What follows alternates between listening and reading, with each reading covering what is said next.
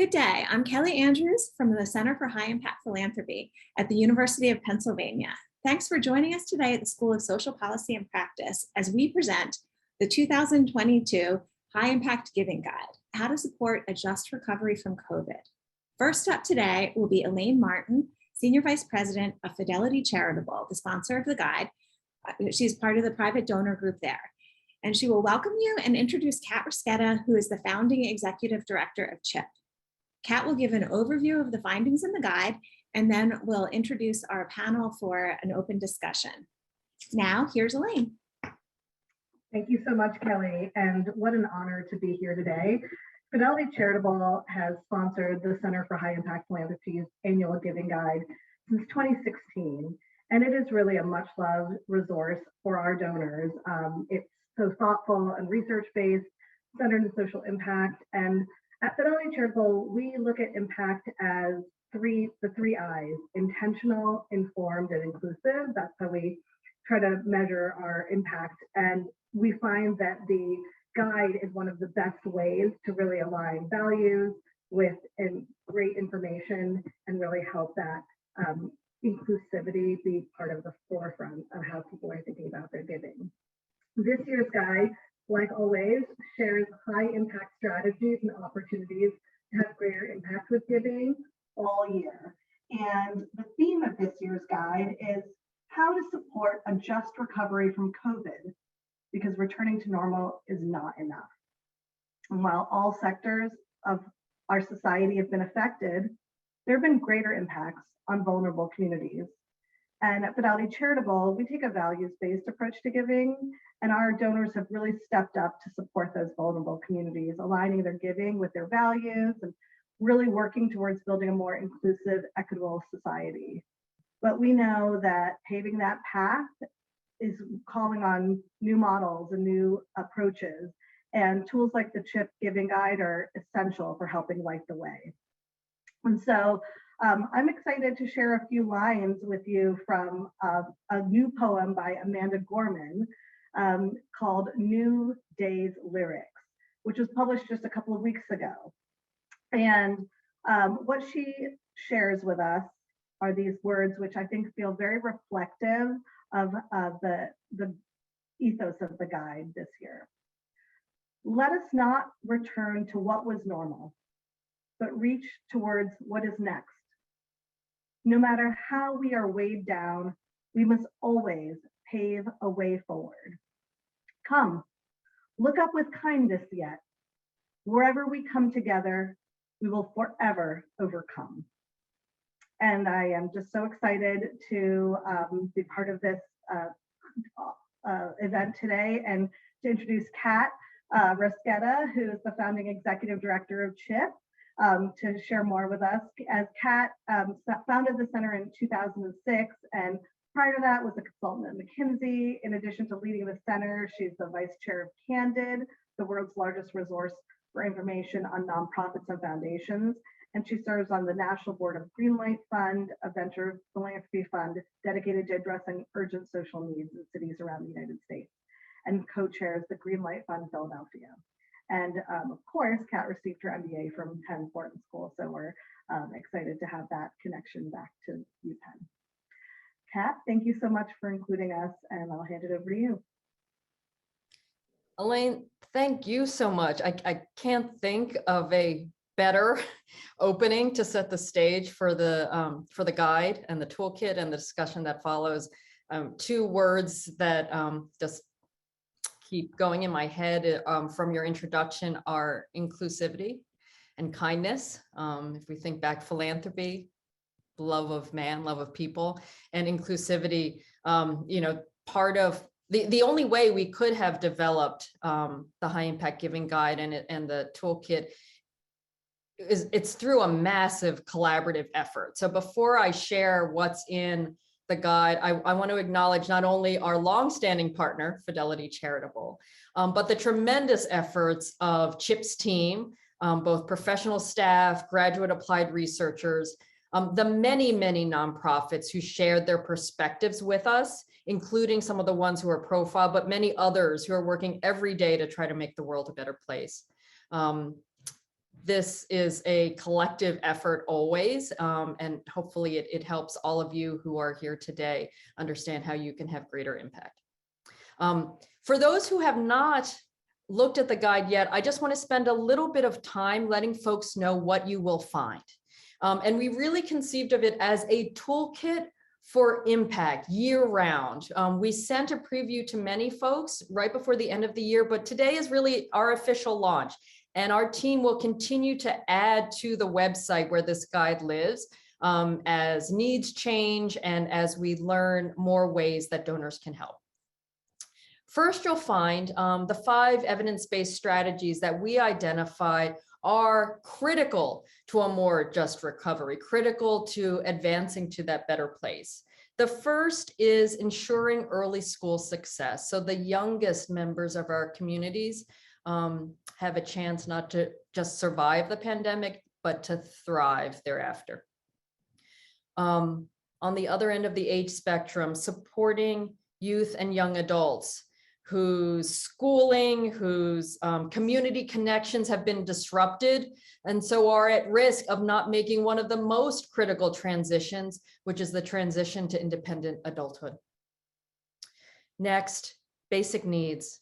Oh, excuse me, mental health and well-being. Actually, this is something you will see this theme throughout the others. Those who were already at risk of mental health challenges found themselves in even more difficult situations, and many who never considered themselves at risk all of a sudden found themselves struggling. Basic needs. The economic impact has been vast. People in the US and around the world struggle to know where their next meal is going to come from, to have secure housing. And that's something that immediately needs to be addressed. But if we're really going to get to that better place, we also have to attend to what is the last evidence-based strategy that we focused on, which is sustainable livelihoods, right? So that people have a way to take care of themselves and their families far beyond the just critical basic needs needed to survive. In addition to these 5 evidence-based strategies, we provided 6 organizations that serve as models of how philanthropic capital can help. These include AÇEV, which is a model based in Turkey that shows how philanthropy can support parents and caregivers to strengthen early childhood development. BDT, Benefits Data Trust, which is a pioneer in connecting eligible people to benefits that can help. Found in Translation, which is an example of how great models can address 2 social impacts at once. It provides both improved job prospects for those who participate, and by providing translation services, also expands medical access to those communities who have been most affected by COVID. Give Directly, which has been a pioneer in providing direct cash transfers to individuals and households in need so that they can meet the most immediate and urgent needs they have now. Good Shepherd Services, which ensures a network of support for children, youth, and families, and has been doing that for decades. And Youth Guidance, which helps teens make better decisions. And that better decision-making, we know, is linked to improved life outcomes. Evidence-based strategies, models that demonstrate how donors can help. We also know that COVID has exacerbated disparities around socioeconomic status, gender, race, all of which point to the need to address structural inequality. And so you'll see a sneak peek of another toolkit that our team has developed in partnership with Lever for Change, which is how to assess grant proposals for their potential to address structural inequality. And it reinforces one of Elaine's early comments, which is to assess for how it addresses increased inclusivity. Next criteria is durability of power. So how can this shift power and agency to those who are most affected? Strength of evidence, right? One of the key principles of practicing high impact philanthropy. Organizational capacity and systems level impact. So these are just some of the criteria, but once we launch this toolkit, you will see some of the questions to ask. You'll also see a rubric that you can download and case examples to understand how you can apply this to your own giving. We also highlight in the guide 4 philanthropic plays, and you'll see here, philanthropy can provide direct services, but it can do so much more. The key is to understand the trade-offs in these different plays, the different kinds of evidence necessary to understand what's a strong example of that play, and the risks that you will take depending on which play you back. All of them are valid paths to high impact, but we provide a framework to understand your choices. And I love that we're already getting questions from you, so keep them coming. But what I want to do is to introduce our panel. I'm going to invite them each to join. Unfortunately, due to illness, Euria Min can't join us today, but we had a great conversation right before this session. And so I will try to integrate some of what I know Euria will have wanted us to touch on. So with that, let me bring in Dr. Johanna Greeson of the Field Center for Children's Policy, Practice, and Research, Casey Johnson of the GreenLight Fund, Elaine, we already heard from with her fabulous introduction, Ralph Smith, Managing Director from the Campaign for Grade Level Reading, Jeff Ubois from Lever for Change, and Kristen Ward, a proud CHIP alum, and now with Mindful Philanthropy. I'm going to launch the conversation, but as I said, we welcome questions throughout. I'm going to ask folks to help us manage the questions because I see some have already come in. If you could submit them ideally through the Q&A function, that'll help our team cluster the questions in ways that we can hopefully address as many as we can. But let's get started. So I'm going to start with Ralph. Ralph, we know that ages 0 to 5 are a critical time of tremendous brain development, social and emotional learning, and it really serves as the foundation for school and ultimately life success. Yet we're in year 3, entering year 3 now of COVID, closing preschools, elementary schools, childcare centers. You're experiencing staffing issues and continued stress on young children's families. Help us get behind the headlines a little bit. Are we at risk of losing a generation of children? And if so, what is it that donors can do now? Kat, I really like that question because that is at the heart of the work of the Campaign for Grade Level Reading. And let me say that a highly unlikely source, or a previously unlikely source, that is your former employer, the McKinsey & Company, got it just about right in their report in the summer of 2020, when they said that what COVID wrought was the hurt that could last a lifetime. Mm-hmm. That was right on the mark.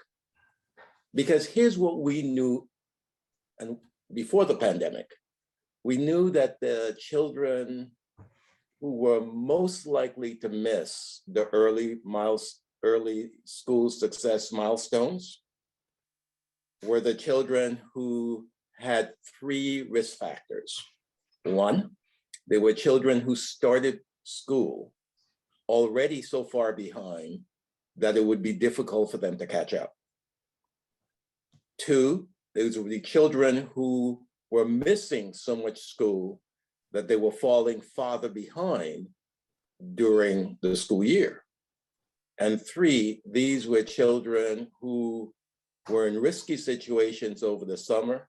So over the 2 months of summer, they would lose even more ground, and they would return to school in the fall farther behind than where they left in the late spring. All 3 of these factors were exponentially magnified by the pandemic. As childcare and early learning programs closed, as the notion of going to school itself had changed dramatically, and as the period without school went from the 2 months that we used to fear summer learning loss to 14 months for many children. So what we have now are far more children on the wrong side of an even larger achievement gap, a gap that is now in many respects a chasm. And it's going to be almost impossible for many of these children to close that gap without doing dramatic things to deal with digital equity and to assure digital equity. And this really becomes the list for donors. I would put donor digital equity at the top of that list. Second on the list, we know that schools won't be enough, and these children and families will need strong relational supports in the form of tutors, counselors, mentors, and coaches. And today, there's no real organized way of delivering those relational supports. And we also know that parents, we're going to have to do a lot more to equip parents with the skills and the tools and the information that they're going to need to play the multiple roles they've always played, but play that multiple role in a very different and more complicated, even complex and sometimes wicked situation. Donors can, in the digital equity space, in the parent space, and the relational support space, make a significant difference for a whole lot of kids. So Ralph, I feel like you touched on a bunch of themes that we're going to keep exploring. So one is equity, and particularly the importance of digital equity. Relationships, right? Parents, caregivers, families.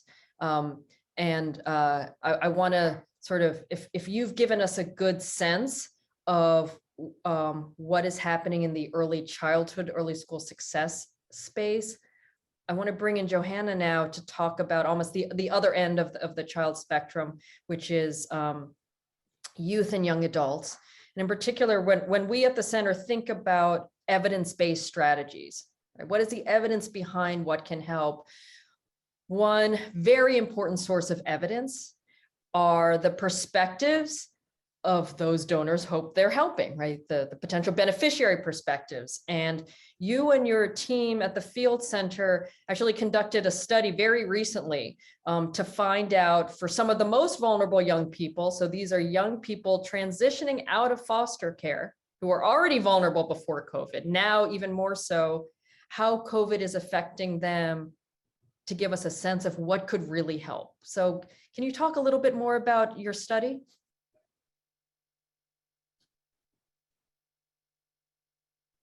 Sorry about that. Thanks, Kat, and thanks, Chip, for this wonderful webinar. I'm really happy to be here. So yes, we carried out a study this summer that was funded by Fidelity Charitable through our collaboration with Chip, in which we were interested in doing a deeper dive into the mental health issue the challenges that young people who in and aged out of care, foster care during the pandemic, what have they been experiencing? And we titled this study, and I'm sharing this because it's a very poignant quote that we used as the title. I was already broke, now I feel broken. Amplifying the voices of youth experiencing and aged out of foster care during COVID-19. And that quote I just find extremely striking because it combines the material, financial, with the emotional and mental health perspectives. So we interviewed 26 young people currently in or aged out of care in different parts of the country, all over the phone actually. And we had 4 domains emerge that we saw as critical to their recovery.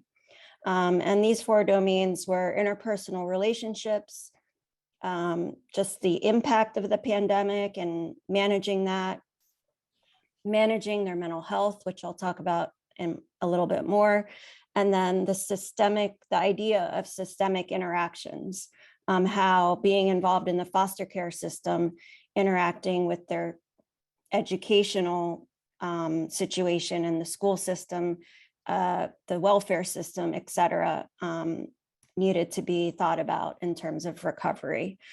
So in terms of mental health, certainly that emerged as a very big concern. Young people talked about loneliness, anxiety, worry, depression, isolation.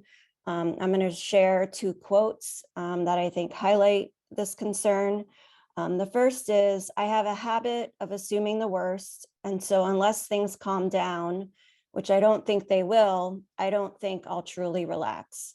I think that probably is something we all have felt. It's not unique to this young person or this population, but it certainly illustrates their kind of state of mind. And then the second quote is, it's like being officially on my own, meaning having aged out of foster care, definitely made me realize how alone I was. So this is a young person who presumably aged out during the pandemic, before there was a moratorium on it. And that really then put in context for them how alone they were feeling in the context of the pandemic. So there were things also that helped. We certainly wanted to drill down and talk to young people about what has helped them with their mental health during the pandemic. And so I'm going to highlight 2 of those areas because these are the 2 that emerged as the most impactful. And so the first was their ability to adapt and take on or assume healthy coping skills, which I think all of us had this experience or are having this experience. And so things like reading, right? When I am having a bad day or mental health problems, I continuously go back to my favorite book. I read a lot myself, you know, and that resonates with me. Social media. I got on Facebook and TikTok, and that kept me busy. When I was TikToking to people, I didn't feel so lonely. Exercise, taking walks helped, and it helps clear my mind, makes me feel more at ease. Again, you know, this is not unique to this group. I think we all see ourselves. And then the second area, and this is the area that is most closest to my heart because of what I study, was the role of supportive relationships in helping young people who are in care or recently aged out.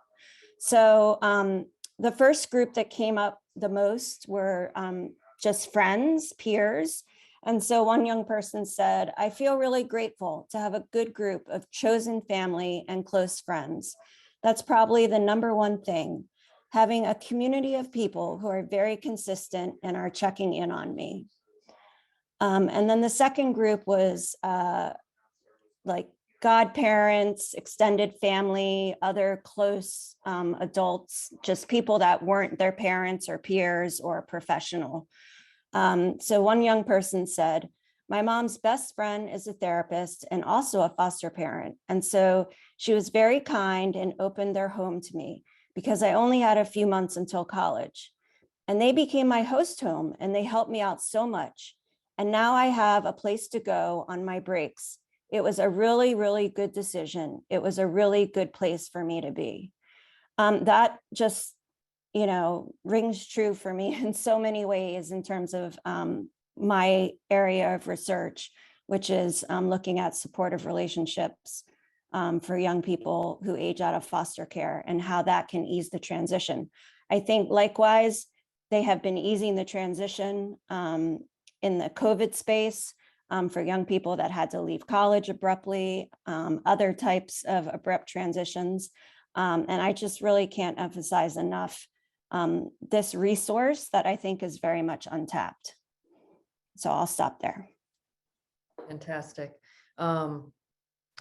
Relationships. I'm also struck by the link between Ralph's work, Campaign for Grade Level Reading, and at least one of the coping mechanisms that one of the young adults had, which is reading, right? If we can't build some of those capabilities early on, we don't give young people a chance later on to have some of those adaptive skills. But this feeds, Kristen, very neatly into so mental health issues, the need for relationships, overcoming isolation.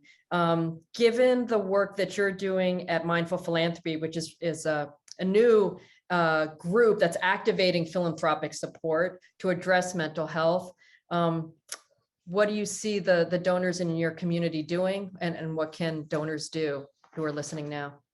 Yeah, absolutely. I cannot emphasize enough how much intersection there is with mental health and well-being and all other social issue areas, but especially the ones that we're talking about today in terms of early school success and supporting young people, as well as livelihoods and ensuring that people have economic stability and are able to put food on the table and to take care of their children and to feel safe and secure. And COVID has had an undeniable impact on that, which has caused a lot of funders and donors to kind of wake up to the importance of supporting mental health within their portfolios.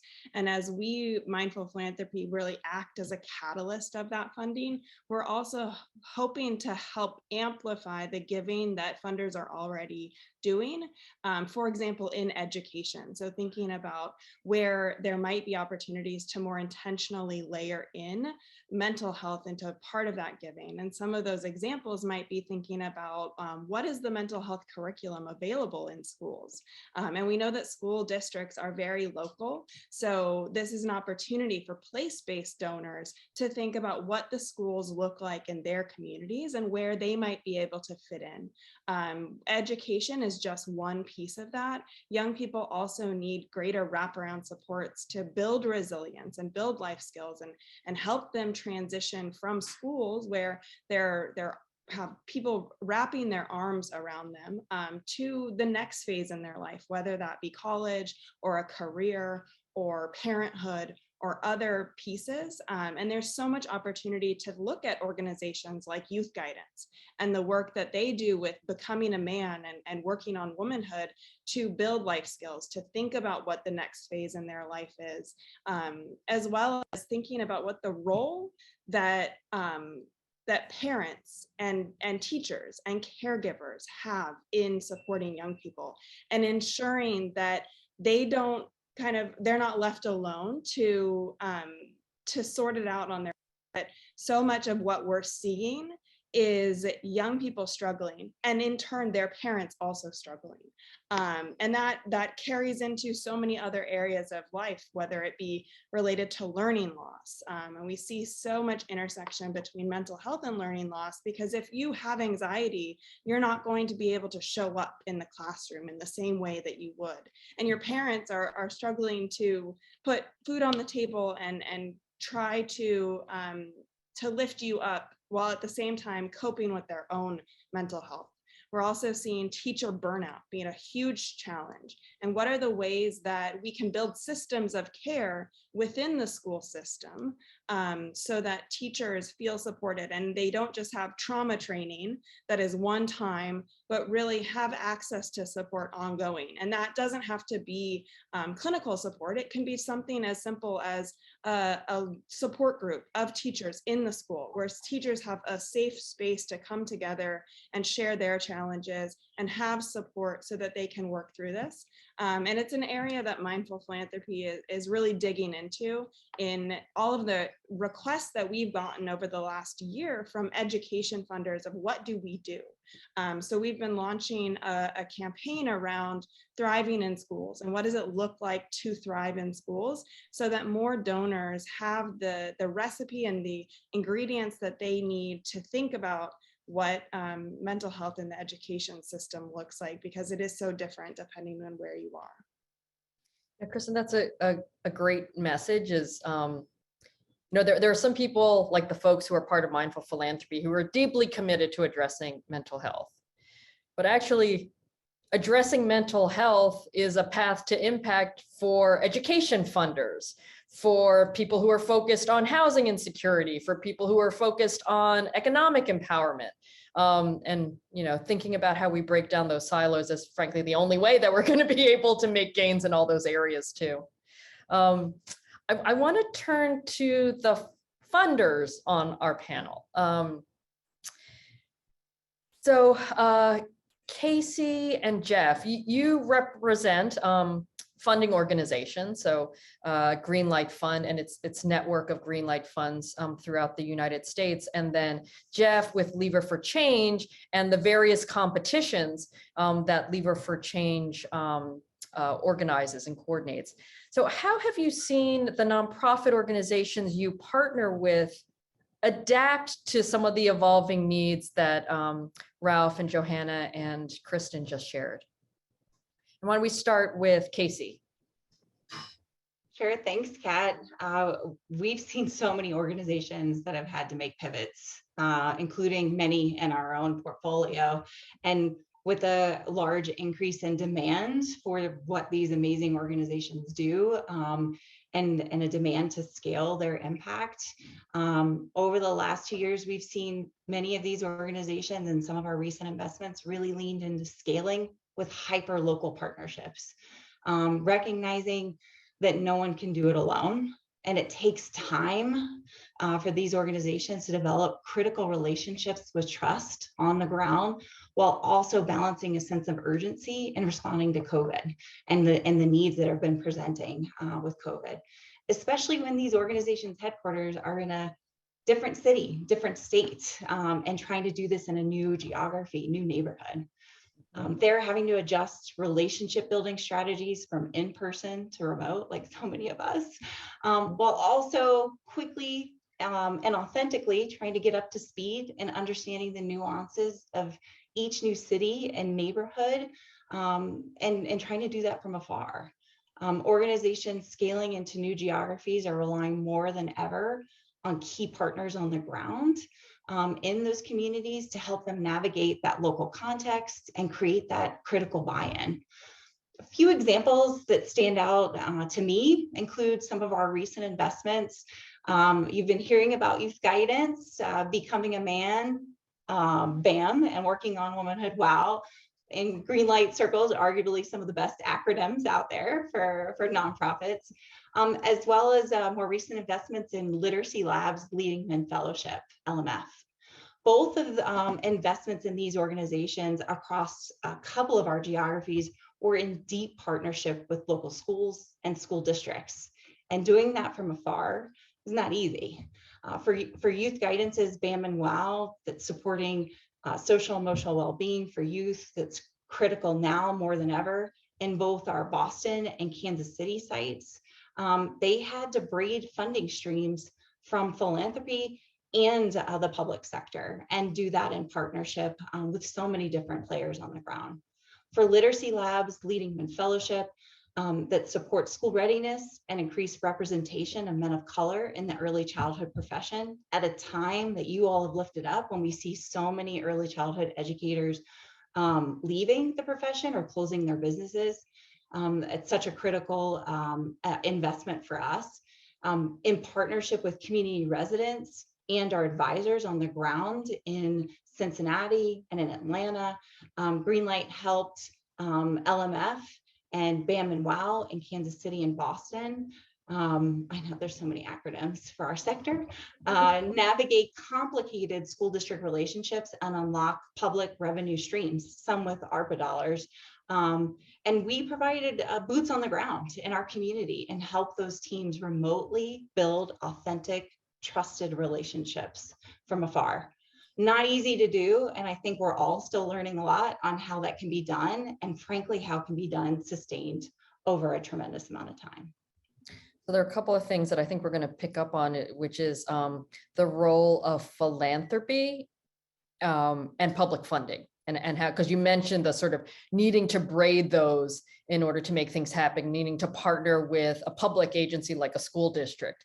So that's a theme that I want to pick up later. I know, and when you mentioned pivoting, Euria, who couldn't be here with us today, talked about how two of the organizations that are profiled in the guide, ACHEF and Found in Translation, who were LIpman Family Prize honorees, pivoted to online models. That was the only way to allow them to continue to have the impact that they saw it. Jeff, how about with 100 and Change and the other competitions that Lever for Change is supporting? How have those organizations dealt with COVID? Well, everyone's really had to revise their plans. In fact, we went back to people. We actually delayed funding in the first round of 100, in the second round of 100 and Change, in order to find out how people were adapting and to get a better sense of what they needed. I think organizations are operating at a different speed with fewer silos. I think your point about interconnectedness has really been highlighted in everything that we've heard from the organizations that have received funding through Lever for Change. I think it varies a bit by sector. And I think there's also challenges to both beneficiaries and staff. And so we've seen some organizations really essentially double their efforts. We've seen others change their focus a little bit. And we've seen others really have to change their practices, particularly those that are dealing with what you might call care services in mental health, a little more emphasis on depression, for example, with refugees, a little more emphasis on remote services. And in education, we've helped support organizations like the Additive Developers Academy and Perscolis, which help people gain technical skills that lead to economic empowerment. And they've all had to adapt a model of remote services. The National Domestic Workers Alliance has taken a different tack, which I think is quite interesting, which is that they see COVID as an opportunity to highlight issues and get a little bit more grassroots organizing around collective experience. And so it's almost an organizing principle for dealing with policy change. So maybe let's pick up on that then. Policy change, right? Elaine and Ralph and many of you have talked about it. It will not be good enough to just go back to 2019. We have to go forward. So this is for anybody. Would love your thoughts on how donors can think about how they can contribute in light of like lots of federal dollars are coming into communities.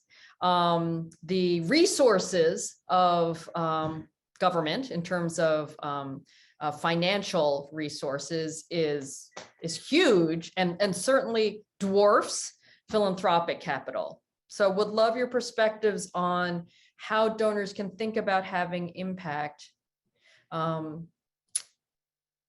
given or alongside public agencies, government, and potential influence on public policy. Whoever wants to start. I'll jump in. Ralph and then Johanna. Go, Ralph. Oh, I will defer to Johanna. Okay, there you go. Johanna, thoughts? Yeah, thanks, Ralph. Well, this is really from my own experience as a professor in a school of social policy and practice, and that is, I would love to see a commitment from philanthropy to fund research. It's easy to find money for direct services and programs. It's very hard to find money for research other than the big federal grants from the government, which of course that's one source, but those are extremely competitive, extremely time consuming to put together, and have a very, very low hit rate.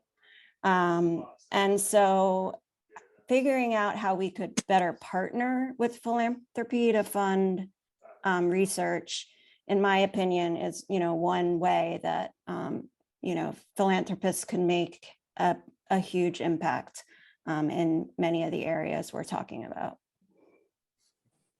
Great, and that is one of the 4 philanthropic plays that I talked about earlier, which is research and development or innovation. I mean, that's one way to think of it, is how do we get new knowledge so that what we're doing is that much smarter and is informed by the evidence. Ralph, your thoughts? As we look at the totality of dollars now on the ground and in play, it really reminds me of what my colleague Miriam Sharp talked about 20 years ago. She guided me to Jane Jacobs' admonition about the perils of cataclysmic money and how it distorts both vision and action. And then there's another thought that comes to mind that explains why floods happen after droughts, because we don't take account of absorptive capacity. And the question is, what can communities absorb? And the third thing is that when there's a whole lot of money, there are a whole lot of folks on the supply side wanting it, but the people on the demand side who need it are pretty far away from the source. So we've got these 3 challenges that ought to give us some pause. So what could that mean for donors and for philanthropy? It means getting in the game and helping to drive smart decisions and smarter decisions. A smart decision really is one that starts with the science, it's driven with data, and it builds on the insights from good practice, lived experience, and Kat knows I'm going to say it's got to align with common sense when at the end of the day, otherwise it's not going anyplace. And so how could you operationalize that? Imagine donors using and promising and offering up matching dollars, follow-on dollars, take-out dollars to tilt decisions that are being made now away from spending to investing. Because part of making smart decisions is maybe to stop just spending and ask the question, in what will we invest that will have payoffs in the future?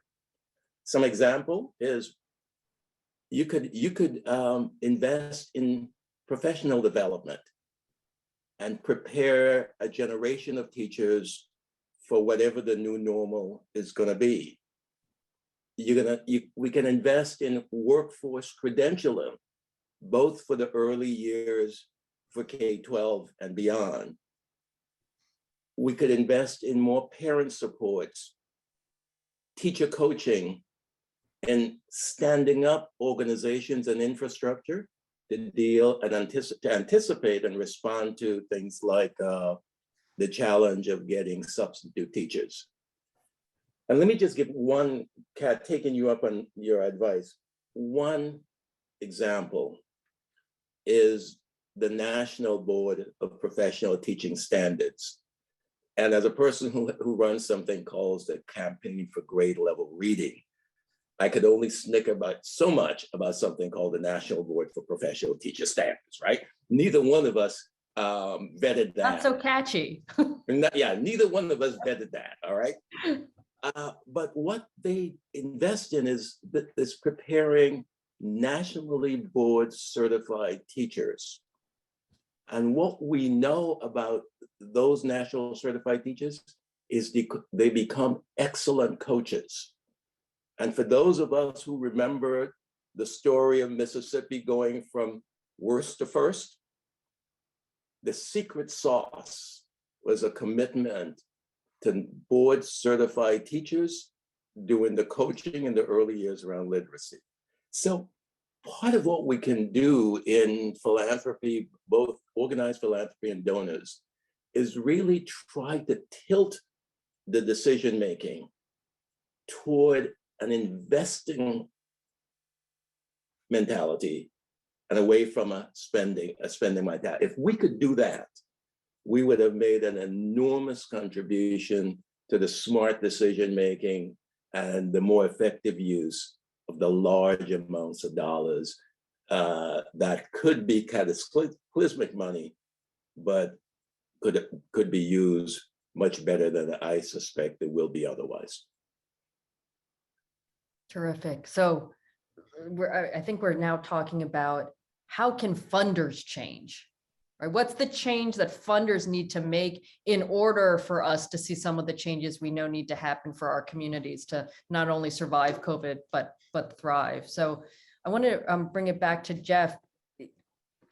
Have you changed, has Lever for Change changed the way it approaches doling out the funds? And then also, Casey, we'll want to hear from your perspective, this investment mindset that that Ralph is teeing up.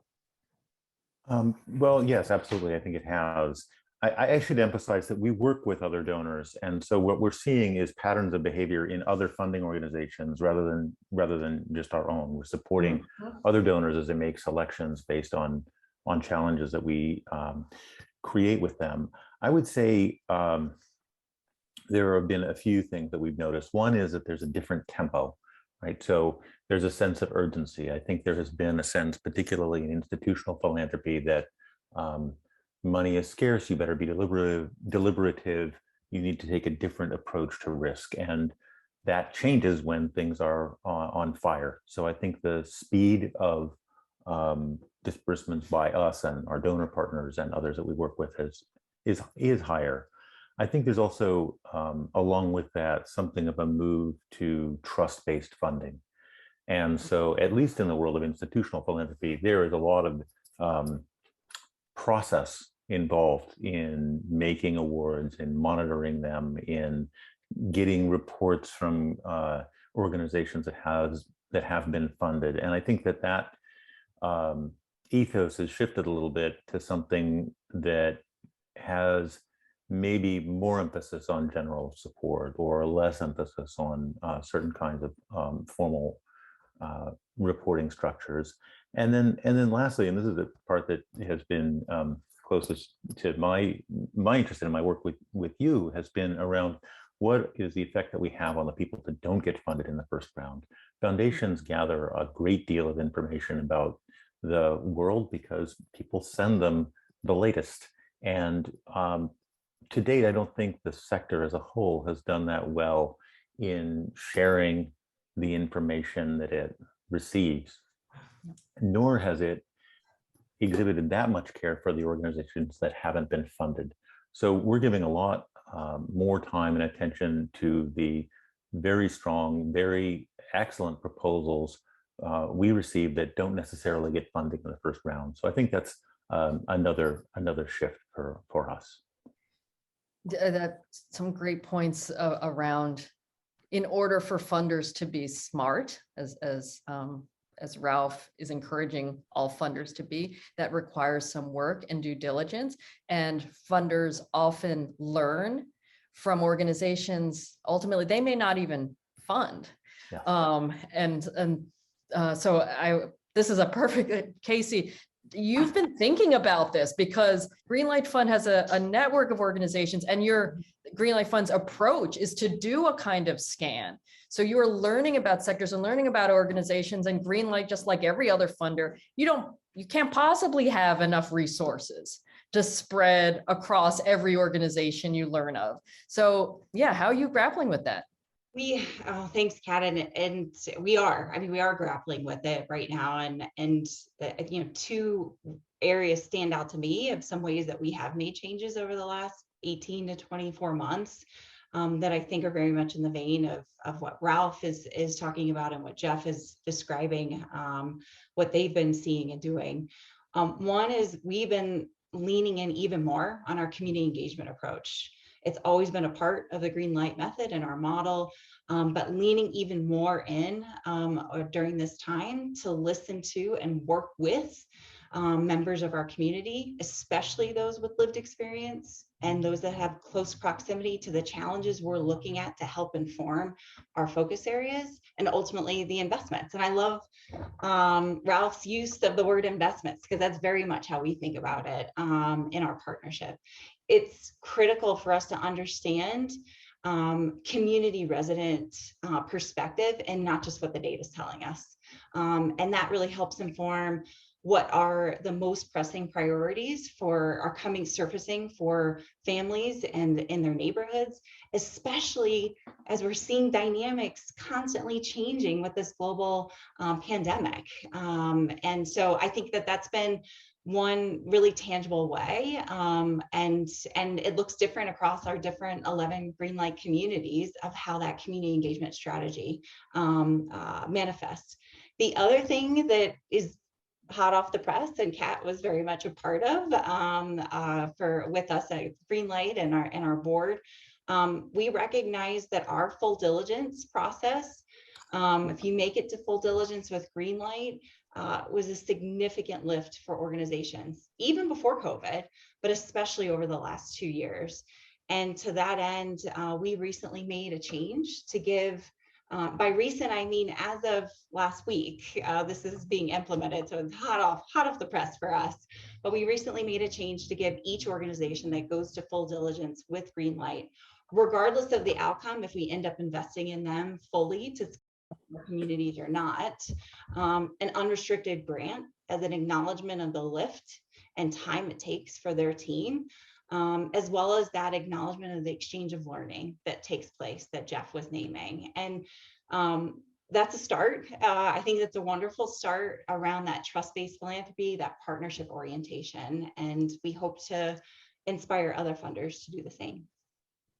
Great. Thank you. I've been trying to weave in the questions that we've gotten in the conversation, and I've got an eye on time. And so I'm going to pose one last question to everybody. We'll kind of do this, popcorn style, and I'll start with Kristen, but it's given the work that you're doing, and you each represent different perspectives and different communities that have been so critical to our developing the guide and toolkit. A final thought or piece of advice to someone who has joined us today, trying to understand what can they do to ensure more just recovery from COVID, and given the how much mental health weaves through so much of what people have talked about. I want to start with you, Kristen. Parting thought for folks. Absolutely. And I think that everything that was just said is exactly why Mindful Philanthropy exists, to help donors bring more impactful funding into this space and to think about, to Elaine's point in the beginning, intentional, informed, and inclusive funding, so that you're not only funding those organizations that you Google when you find on Google that you look at mental health, but rather those diamonds in the rough that takes a little bit of more time and digging. And our team thinks about this in terms of both proven and promising organizations, so that you're not only funding organizations that have investment to be able to demonstrate their impact and evidence-based, but also those that are grassroots, that are driven by the community need and community voice, and may not have access to large-scale organizations that might be able to do their evaluation, but also thinking about your investment in terms of an efficient frontier mentality, so that you can diversify your investment based on risk profile as well as that potential reward and impact.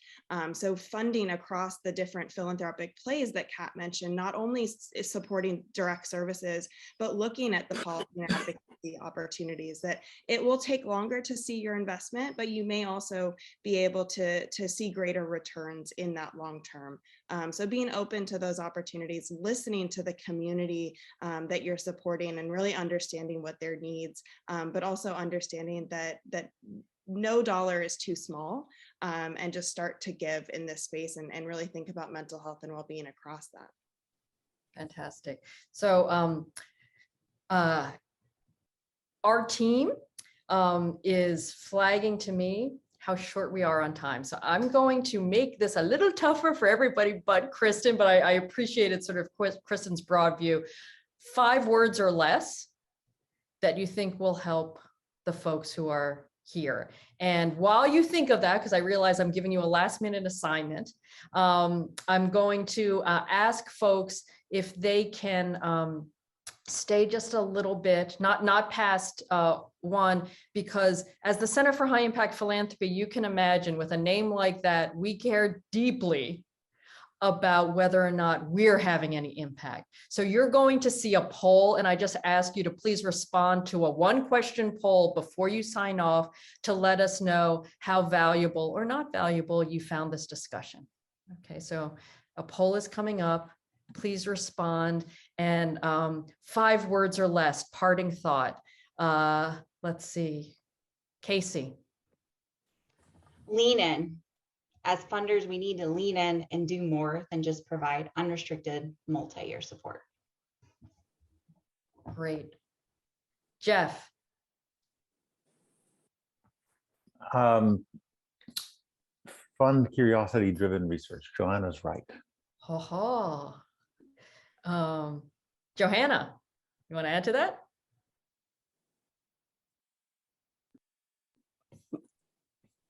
Yes, but in a different way. So pull yourself up by your bootstraps isn't appropriate messaging when there's systemic issues involved. And what happens when you have no boots? I know that was more than 5. Sorry. Give you the pass. And we're going to end with you, Ralph. Parting thoughts. Make the public investments work. We're here talking about philanthropy, and one role we can play is to influence that other sector that's dedicated to public good when it works, which is the public sector. Fantastic. Okay. Thank you, all of you, for a fabulous discussion. Thank you again, our partners, Elaine Martyn at Fidelity Charitable, and I'm going to pass it on to my colleague, Kelly, just to close us out. Okay, thanks for joining us today. And thank you also to all of our panelists. Now, look out for an email from us. You're going to be getting the recording so you can share it, as well as the link to the full guide and updates as research like Johanna's is published over the course of 2022. Also, you're going to get a chance to join us in just a week on January 26th for a webinar on social policy, the workforce, and COVID recovery. And then on February 16th, another one for the launch of our Choosing Change, which is about how to assess grant proposals for their potential to reduce structural inequality. So thank you very much, and we'll have good giving in the next year.